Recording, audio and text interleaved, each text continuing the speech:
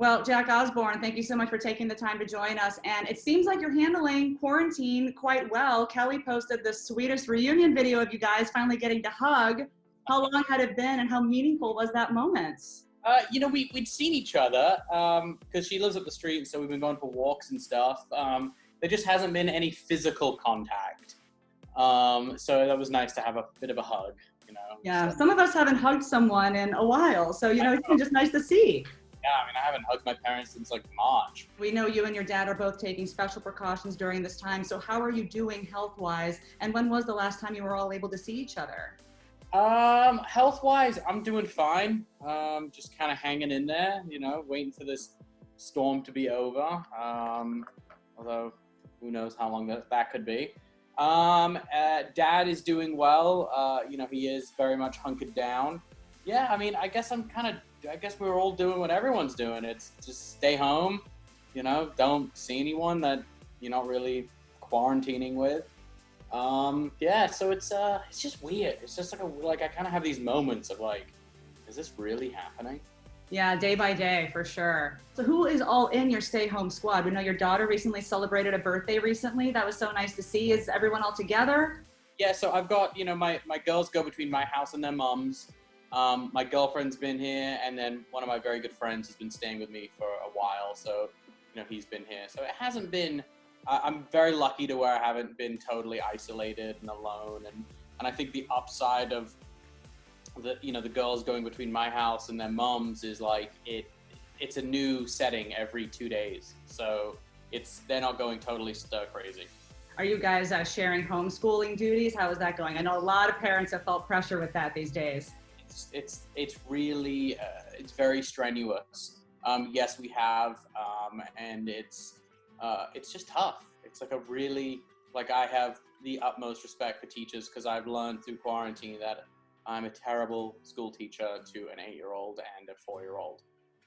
Their math is harder than you think, or harder than you remember it being, right? Like the whole Common Core thing, I'm like, but that just seems like it takes a whole lot longer to figure out versus memorizing your times table. Yeah, exactly. So the Portals to Hell watch party with mom and dad, amazing. It feels like this is something you guys do anyway, and we just got a virtual invite to join in this time. How accurate was that to hanging out with your parents just on a normal night? They don't watch my show, so that was new. As far as what we normally, it's, put it this way, when we're watching a show and there's not cameras, we talk a lot more crap. So there's that. Yeah, it seems like they just let it fly. Yeah, totally. And then there's the notion of they didn't want to probably insult me, so they kept it pretty, pretty favorable to, being complimentary about my work. Yeah, well, of course, they're your mom and dad. But what kind of feedback have they given you about the show? Are they supernatural skeptics or now leaving the door open to possibility thanks to your escapades? I think they're very skeptical. I don't know where they kind of lie now. It hasn't really come up, so I don't know. They're doing that other watch party show, so I think they're gonna, I think maybe that's where their focus is, watching that stuff. So the 9 Lives of Ozzy Osbourne documentary is also hitting A&E this summer. We hear Post Malone, we have Marilyn Manson and others who are reflecting on your dad's influence. Is there anything you've learned as an executive producer on this project that you didn't already know? It seems like the Osbournes are an open book, so. I think the biggest discovery, and it all happened when we were filming it, was, the Parkinson's diagnosis. So it was that happened. Did that happen during filming? Yeah. And, we touch on it a little bit in the film. It's, this is the second documentary I produced about him. And it's just, it's kind of an evolution of that, of the last one to a degree. Our director, Greg Johnson, we've worked with him for nearly 20 years, and he just knows music, and he knows my dad's kind of story better than anyone. And he just did such an amazing job, truncating 71 years into, a 2-hour documentary. And it's fantastic. And, we were supposed to premiere it at South by Southwest, and we'd started getting a bunch of invites to other film festivals, and then Corona really just screwed it up. But it's not your typical A&E biography. I will tell you that. It doesn't feel like just a bunch of talking heads, and it's a really honest and not at times not such a flattering portrayal of my dad. If this, when I played it, when he watched it for the first time, he probably got up and left the room maybe 4 times during it. So if that gives you a gauge of how uncomfortable he got watching it, it's, if he sat there. It's hard to see sometimes, especially when it's yourself. Exactly. If he sat there the whole time, be like, "This is great," I'd be like, "Oh, we did a bad job." Right. Then maybe you're not telling the right story. Exactly. Yeah. And did the Parkinson's diagnosis change how you approach the narrative at all? Well, we had to go back and reopen the edit because we initially there was a kind of a decision amongst the family, like, do we talk about this? Should we just kind of keep this quiet for a while, see how things progress? And I was really kind of leaning on both my parents, saying, like, we've just spent a year making this film, and we know this has happened, and like we should own it. I mean, there's a lot more benefit from my own experience. There's a lot more benefit about just owning this kind of, something like this versus trying to hide it. Because, you're only as sick as your secrets. And if you just kind of like, hey, this is what's going on, this is where I'm at in my life. And my dad's always been that as a person. He's never tried to hide who he is. And so, everyone kind of got on board, and, they did that, the Good Morning America interview. And so, yeah, we feature it a little bit. It's not the kind of defining moment of the film, because that's not what my dad's legacy has been about. Yeah, no, and it goes back so far too, that going from the very beginning up until now, and living out loud this whole time. Exactly. If anything, that's the undercurrent, right? Yeah, exactly. Yeah. And another project, you said that there's a biopic on your parents in the works, and dream casting. There's talks. There are things. There are certainly things kind of in motion to a degree. Casting it's a very, very difficult challenge for sure. I mean, there have been names that have been thrown at us, and I would love to sit here and be like, oh, we want them, we want this, but I don't want to jinx it. So there are some really surprising contenders. We just have to see if those individuals are up for it, because the thing about my dad is that he is not like anyone.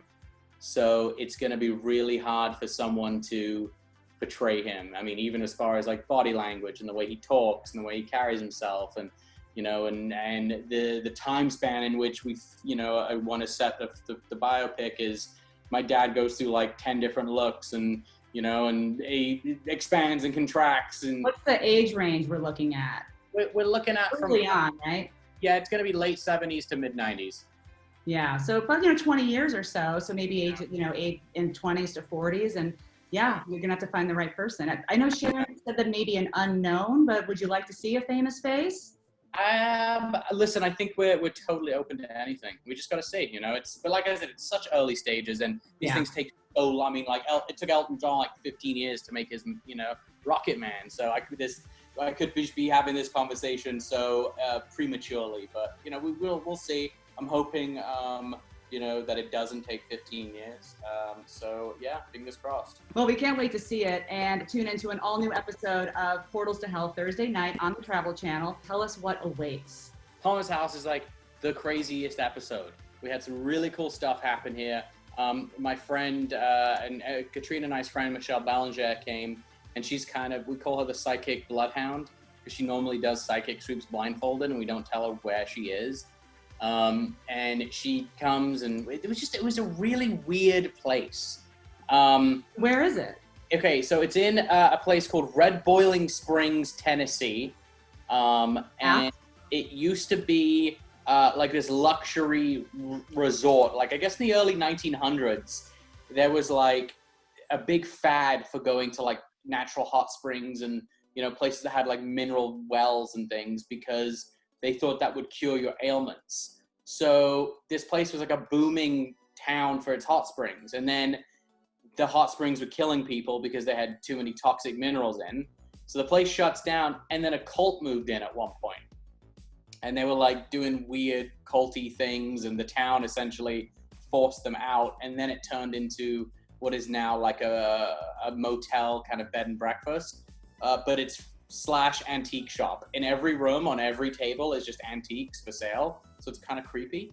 But the place was unlike any investigation I've done because of how just odd it was. Like, it felt like, it felt very animalistic, if that makes, I don't know if that makes any sense, but it just felt like whatever was around wasn't like Old Man River, who like died. Like visceral kind of guts and... Kind of. It just felt like animals were around us, and then like weird things, like we were driving and like a big... Oh, like feral, like you're in the wild. Yes, feral, that's the right term. And we were driving and just this stag just like appeared on the side of the road and just like ran, and I was like, wow, that's like the biggest deer I've ever seen in my life. Just weird things like that happen. But it's a great episode. Yeah, Thomas House. Awesome. We'll be tuning in. And how has the show influenced your own take on the paranormal? Are you more open-minded, or did it validate what you already believed? You know, it certainly validated to a degree. I definitely have more questions than answers now. I don't always think that hauntings are what we think they are. Like it's kind of like it's opened up more of a rabbit hole for me. Like, and the more I do and the more investigations I go on and experience things, the more it kind of alters my perspective. You know, it's like you know, the ball is constantly being moved down the field for me. And the scariest or most mind-blowing visit you've had so far? So this season would probably have to be the Hill House in Texas. The general vibe in that house was really not cool. It was just a real... Supposedly the place has a demonic entity that lives there. Supposedly. I mean, I kind of say that with a lot of the places we go, allegedly, because who knows. And the vibe in the house was very dark. Everyone was on edge.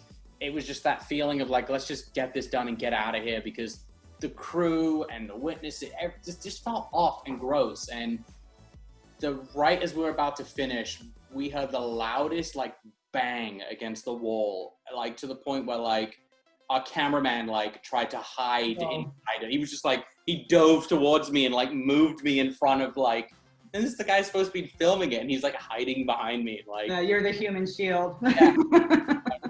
It was crazy. Like everyone on the crew heard it.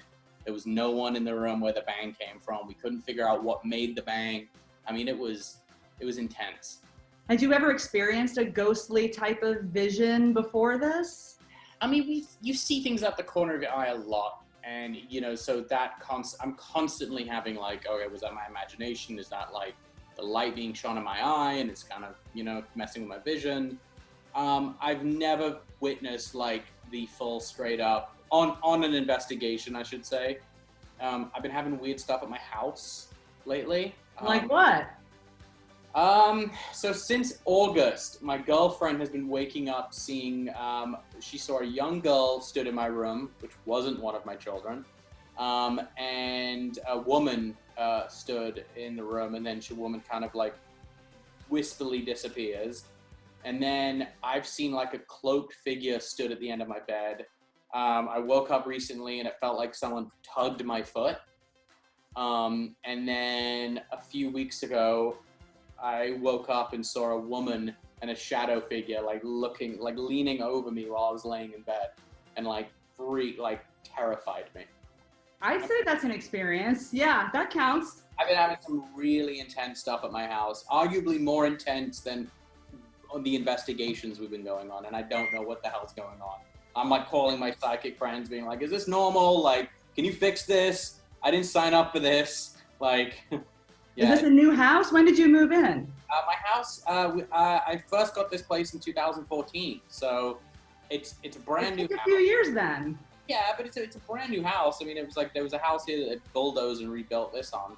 So I don't know really what the hell's going on. It's kind of exciting because the notion that I can make an episode of my show from the comfort of my own home is great. Yeah, you have all the material right there. Everything. Yeah, it's already wired, so we're good to go. We'll take all the portals we can get right now. I think everyone is looking for some adventure right now.